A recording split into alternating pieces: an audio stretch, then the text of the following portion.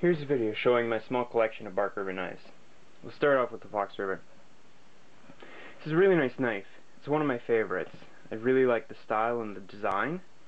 It's a perfect hunting knife, and it works really well. I've used it on one moose, and it kept and held a great edge. I've chopped lots of firewood, split up lots of kindling while in hunting camp last year, and just the fire pit in our backyard. It handles that perfectly. When I first got into bark river knives, I was surprised, coming from different brands, of the thickness of the blade. You can see they're all pretty thick. But really, with the style of the grinds, they don't cut like their axes at all. They're very, very sharp and cut very, very easily. As you can see, that very, very little resistance. So they're nice, strong knives, but cut like razors. And that's the Fox River.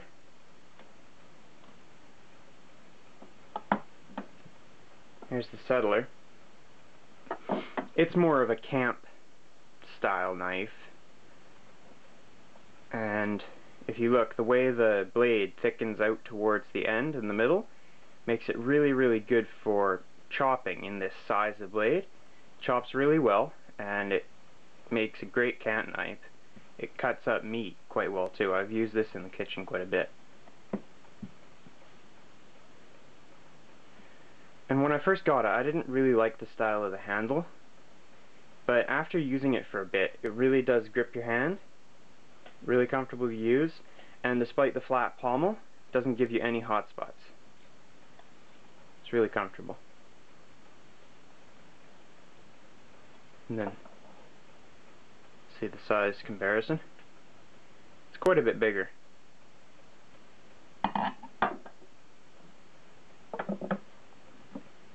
Here's the sporadic point. It's sort of a general purpose, but has sort of origins in bushcraft type work. When I find when I'm using it, the blade is much better for carving than, say, the Settler and the Fox River. It's just the angle of the grinds seems to carve quite a bit better. But I have used this in the kitchen too, and it does all tasks really well. Very, very sharp too. Even a little bit sharper.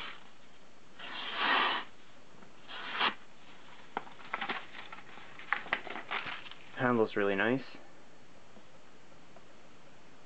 It's got a bit of a guard. It fits your hand really nicely.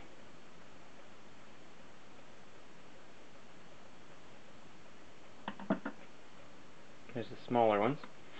It's a Blackwater boot knife. I really, really like this knife. This is my newest one. It's the perfect little everyday carry knife. See, it's very, very thin, very, very small, but it does fit your hand okay. You do have to be careful because there isn't much between your finger and the blade that you're not going to poke yourself on the blade, because it is very sharp. But it's a really, really nice, discreet little knife for using in and around the office or wherever. You don't want to scare anybody. And because of the handles on all of the bark river knives, I've shown them to people that dislike knives, but they all appreciate the quality of the handle, and you can sort of say it's more art too, and it's less scary to people that dislike them.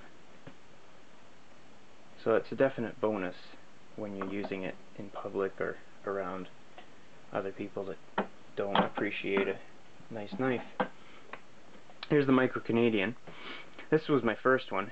As you can see, it's very small, but because of how thick this is, I don't really think it's even possible to break it. It's just a very stout little knife. And you can see it fits my hand.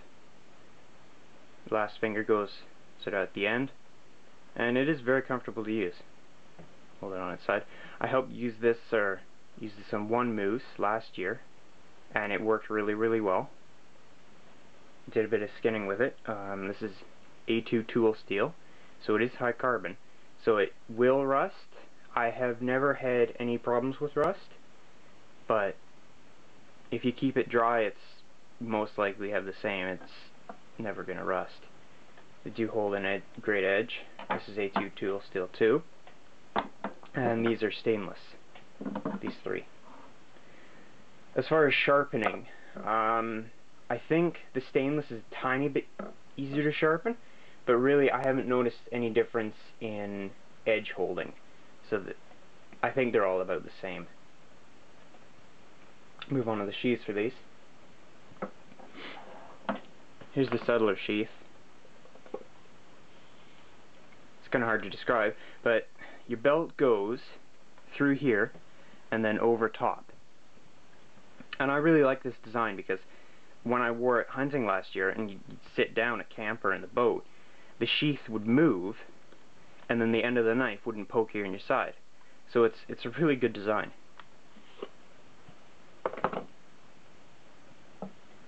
And there's a Sprati. It's got a buckle, nice secure sheath. It's really well made too. I really like this one.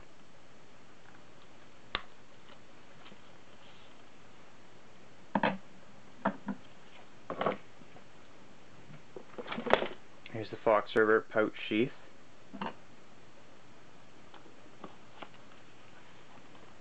The newer ones come with a fire steel loop.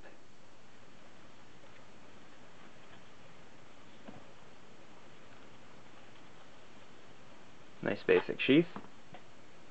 And Blackwater boot knife. It comes with a Kydex, sort of fake carbon fiber look type thing.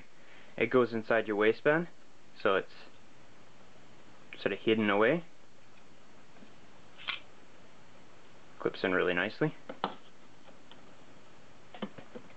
And you can also buy the Knife Ship Free pocket sheath, and this goes in your back pocket, and you can see it has a little place for a flashlight or a fire steel. I've got a mini mag light in there. And when this sits in your pocket, the knife only pokes out probably just less than an inch, so it's pretty hidden away too. This does fit a few different versions of their small knives, so it's a really nice sheath. And here's the sheath for the Micro Canadian. Just a pouch style. And I've got it on some ball chain so I can carry it around my neck. The newer ones are quite a bit different. They've got grommets, so you can attach them to the other larger sheaths. So if you want to sort of piggyback the knives, you can, which is a really neat idea. So if you've got a hunting knife, you got your mini Skinner and your big one. So that's a really neat idea that they've done that.